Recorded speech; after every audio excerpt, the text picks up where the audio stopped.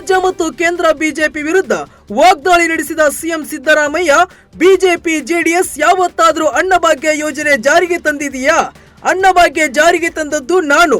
BJP ಆಡಳಿತವಿರುವ Gujarat, Uttar Pradesh, Madhya Pradesh, Bihar ಯಾವ ರಾಜ್ಯಗಳಲ್ಲಿ ಅನ್ನಭಾಗ್ಯ ಯೋಜನೆ ಜಾರಿಗೆ ತಂದಿದ್ದಾರೆ ಎಂದು ಪ್ರಶ್ನೆ ಮಾಡಿದರು. ಮುಂದುವರಿದು ಗ್ಯಾರಂಟಿಗಳ ಬಗ್ಗೆ ಮಾತನಾಡಲಿಕ್ಕೆ ಎಚ್ಡಿಕೆಗೆ ಯಾವ ನೈತಿಕ ಹಕ್ಕಿದೆ ಎಂದು ಕುಮಾರಸ್ವಾಮಿ ವಿರುದ್ಧ ಕೂಡ ಸಿಡಿಮಿಡಿಗೊಂಡರು. ಅನ್ನಭಾಗ್ಯ ಕೊಡ್ತಾ ಇರೋದು ಯಾರು? ಯಾರು ಅನ್ನಭಾಗ್ಯ ಕೊಟ್ಟವರು? ಬಿಜೆಪಿ ಅವ್ರು ಕೊಟ್ಟಿದ್ರ? ಯಾವಲ್ಲಾರು ಬಿಜೆಪಿ ಅವ್ರು ಕೊಟ್ಟಿದ್ರ ಅನ್ನಭಾಗ್ಯ? ಜೆಡಿಎಸ್ ನವ್ರು ಮಾಡಿದ್ರ? ನಾನ್ ಮಾಡಿದ್ದು, ಸಿದ್ದರಾಮಯ್ಯ ಮಾಡಿದ್ದು. ಮುಖ್ಯಮಂತ್ರಿ ಆಗಿರುವಾಗ ಯಾವ ರಾಜ್ಯದಲ್ಲಿ ಮಾಡಿದ್ರು? ಬಿಜೆಪಿ ಅಧಿಕಾರದಲ್ಲಿ ಇರ್ತಕ್ಕಂಥ ರಾಜ್ಯಗಳಲ್ಲಿ. ಗುಜರಾತ್ ನಲ್ಲಿ ಮಾಡಿದ್ರ, ಮಧ್ಯಪ್ರದೇಶದಲ್ಲಿ ಮಾಡಿದ್ರ, ಉತ್ತರ ಪ್ರದೇಶದಲ್ಲಿ ಮಾಡಿದ್ರ, ಬಿಹಾರದಲ್ಲಿ ಮಾಡಿದ್ರ, ಹರಿಯಾಣದಲ್ಲಿ ಮಾಡಿದ್ರ? ಎಲ್ಲಿ ಮಾಡಿದ್ರು? ಕುಮಾರಸ್ವಾಮಿಗೆ ಯಾವ ನೈತಿಕ ಹಕ್ಕಿದೆ ಮಾತಾಡಕ್ಕೆ? ಹಿಂದಿನ ಬಿಜೆಪಿ ಸರ್ಕಾರದ ವಿರುದ್ಧ ಕೇಳಿ ಬಂದಿದ್ದ ಮತ್ತು ರಾಜ್ಯ ರಾಜಕೀಯದಲ್ಲಿ ದೊಡ್ಡ ಸದ್ದು ಮಾಡಿದ್ದ 40% ಸರ್ಕಾರ ಎನ್ನುವುದಕ್ಕೆ ರಾಜ್ಯ ಬಿಜೆಪಿ ಈ ಆರೋಪದಿಂದ ಮುಕ್ತವಾಗಿದೆ. ಇದು ನಮಗೆಲ್ಲ ಖುಷಿ ತಂದಿದೆ ಎಂದು ವಿಪಕ್ಷ ನಾಯಕ ಆರ್ ಅಶೋಕ್ ಹೇಳಿದರು ಮತ್ತು ಕಾಂಗ್ರೆಸ್ ವಿರುದ್ಧ ವಾಗ್ದಾಳಿ ನಡೆಸಿದರು. ಅಂದು ಆರೋಪ ಮಾಡಿದ್ದ ಕೆಂಪಣ್ಣ ಮತ್ತು ನಿರುದ್ಯೋಗ ಕಾಂಟ್ರಾಕ್ಟರ್ಗಳು ಕಾಂಗ್ರೆಸ್ ಟೂಲ್ ಕಿಟ್ ಆಗಿ ಕೆಲಸ ಮಾಡಿದ್ದರು. ಇದೀಗ ಕೋವಿಡ್ ಹಗರಣ ಮತ್ತೊಂದು ಮಗದೊಂದು ಎಂದು ಇಲ್ಲ ಸಲ್ಲದ ಆರೋಪ ಮಾಡುತ್ತಿದ್ದಾರೆ ಎಂದು ಕೆರಳಿದರು. ಏನು ನಮ್ಮ ಮೇಲೆ ಆಪಾದನೆ ಮಾಡಿದ್ರು, ಆಪಾದನೆನೂ ಕೂಡ ಸುಳ್ಳು. ಅದರಿಂದ ನಾವು ಮುಕ್ತ ಆಗಿದ್ದೀರಿ. ಇವತ್ತು ನಮ್ಗೆ ಸಿಹಿ ಸುದ್ದಿ. ಕೆಂಪಣ್ಣ ಮತ್ತು ಉಪಾಧ್ಯಕ್ಷ ಪದ್ಮರಾಜ್ ಅವರು ಕಾಂಗ್ರೆಸ್ಸಿನ ಟೂಲ್ ಕಿಟ್ ಆಗಿ ಉಪಯೋಗ ಮಾಡಿಕೊಂಡು ಸರ್ಕಾರ 40% ವಸೂಲಿ ಮಾಡುತ್ತೆ ಅಂತೇಳಿ ಅವರ ಏನು ಕೇಸನ್ನ ದಾಖಲೆ ಮಾಡಿದ್ರು. ಈಗ ಅದು ಬಟಾ ಬಯಲಾಗಿದೆ.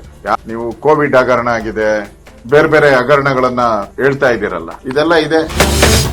ಕಳೆದೊಂದು ವಾರದಿಂದ ರಾಜ್ಯ ರಾಜಕೀಯದಲ್ಲಿ ಬಿರುಗಾಳಿ ಎಬ್ಬಿಸಿರುವ 50 ಕೋಟಿ ಆಫರ್ ವಿಚಾರಕ್ಕೆ ಸಂಬಂಧಪಟ್ಟಂತೆ ಇಂದು ಗೃಹ ಸಚಿವ ಪರಮೇಶ್ವರ್ ಕೂಡ ಬಿಜೆಪಿ ವಿರುದ್ಧ ಮಾತಿನ ವಾಗ್ದಾಳಿ ನಡೆಸಿದ್ರು. ಆಪರೇಷನ್ ಕಮಲ ಮಾಡೋದ್ರಲ್ಲಿ ಬಿಜೆಪಿಯವರು ಎಕ್ಸ್ಪರ್ಟ್ ಇದ್ದಾರೆ. ಕರ್ನಾಟಕ, ಮಹಾರಾಷ್ಟ್ರ, ಗೋವಾ, ಮಧ್ಯಪ್ರದೇಶ ಸೇರಿದಂತೆ ಹಲವಾರು ರಾಜ್ಯಗಳಲ್ಲಿ ಆಪರೇಷನ್ ಕಮಲ ಮಾಡಿ ಅನುಭವ ಹೊಂದಿದ್ದಾರೆ. ಖುದ್ದು ಮುಖ್ಯಮಂತ್ರಿಗಳೇ ಈ ವಿಚಾರ ಪ್ರಸ್ತಾಪ ಮಾಡಿರುವಾಗ ಅವರಿಗೆ ಮಾಹಿತಿ ಇಲ್ಲದೇ ಇರುತ್ತಾ ಅಂತ ಬಿಜೆಪಿ ವಿರುದ್ಧ ಕೆರಳಿದ್ರು. ಭಾರತೀಯ Janata party known for it. ಅವರು ಆಪರೇಷನ್ ಕಮಲ ಮಾಡೋದ್ರಲ್ಲಿ ಎಕ್ಸ್ಪರ್ಟ್ಸ್ ಇದ್ದಾರೆ. ಈಗ ಏನು ಒಂದು ರಾಜ್ಯದಲ್ಲಿ ಆಕಸ್ಮಿಕವಾಗಿ ಮಾಡಿದ್ದಾರೆ ಅಂತ ಹೇಳೋಕ್ಕಾಗಲ್ಲ. ಮಹಾರಾಷ್ಟ್ರದಲ್ಲಿ 42 ಜನನ ಕರ್ಕೊಂಡೋದ್ರು, ನಮ್ಮ ರಾಜ್ಯದಲ್ಲಿ 17 ಜನನ ಕರ್ಕೊಂಡೋದ್ರು, ಗೋವಾದಲ್ಲಿ ಮಾಡಿದರು, ಆಮೇಲೆ ಮಧ್ಯಪ್ರದೇಶದಲ್ಲಿ ಮಾಡಿದರು. ಈ ರೀತಿ ಅವರು ಎಲ್ಲ ಅದೊಂದು ಎಕ್ಸ್ಪರ್ಟೀಸ್ ಆಗಿಬಿಟ್ಟಿದೆ ಅವರಿಗೆ. ಅದಕ್ಕೆ ಇಲ್ಲಿ ಆ ಥರದ್ದು ಮಾತುಗಳು ಆಡ್ತಾ ಇದ್ದಾರೆ. ಸುಮ್ಮನೆ ಹೇಳ್ತಾರಾ? ರಾಜ್ಯದ ಒಬ್ಬ ಮುಖ್ಯಮಂತ್ರಿ ಒಂದು ಹೇಳಿಕೆ ಕೊಡ್ತಾರೆ ಅಂದಾಗ ಅದಕ್ಕೊಂದು ಅರ್ಥ ಇರುತ್ತೆ ಮತ್ತು ಒಂದು ಸೋರ್ಸು ಇರುತ್ತೆ. ಟೀಂ ಇಂಡಿಯಾದ ಮಹಿಳಾ ಕ್ರಿಕೆಟ್ ತಂಡದ ಮಾಜಿ ನಾಯಕಿ ಮಿಥಾಲಿ ರಾಜ್ ಅವರು ಆಂಧ್ರ ಕ್ರಿಕೆಟ್ ಸಂಸ್ಥೆಯ ಮಹಿಳೆಯರ ಕ್ರಿಕೆಟ್ ಕಾರ್ಯಾಚರಣೆಯ ಸಲಹೆಗಾರ್ತಿಯಾಗಿ ನೇಮಕಗೊಂಡಿದ್ದಾರೆ. ರಾಜ್ಯಾದ್ಯಂತ ಯುವ ಪ್ರತಿಭೆಗಳನ್ನು ಹುಡುಕುವ ನಿರ್ದಿಷ್ಟ ಉದ್ದೇಶದೊಂದಿಗೆ ಮಿಥಾಲಿ ನಮ್ಮೊಂದಿಗೆ 3 ವರ್ಷಗಳ ಒಪ್ಪಂದಕ್ಕೆ ಸಹಿ ಹಾಕಿದ್ದಾರೆ ಅಂತ ಆಂಧ್ರ ಕ್ರಿಕೆಟ್ ಸಂಸ್ಥೆಯ ಕಾರ್ಯದರ್ಶಿ ಎಸ್ ಸತೀಶ್ ಬಾಬು ಹೇಳಿದ್ದಾರೆ.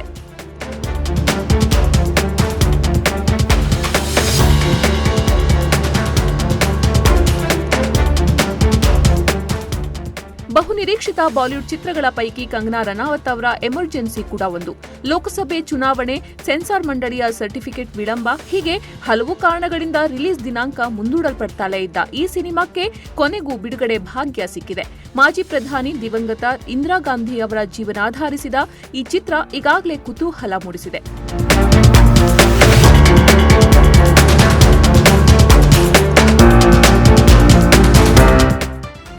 ಪ್ರಧಾನಿ ನರೇಂದ್ರ ಮೋದಿ ವಿರುದ್ಧ ಲೋಕಸಭೆ ವಿಪಕ್ಷ ನಾಯಕ ರಾಹುಲ್ ಗಾಂಧಿ ಮತ್ತೆ ವಾಗ್ದಾಳಿ ಮುಂದುವರಿಸಿದರು. ಮೋದಿ ಅದಾನಿಯವರನ್ನ ಬೆಂಬಲಿಸುತ್ತಿದ್ದಾರೆ.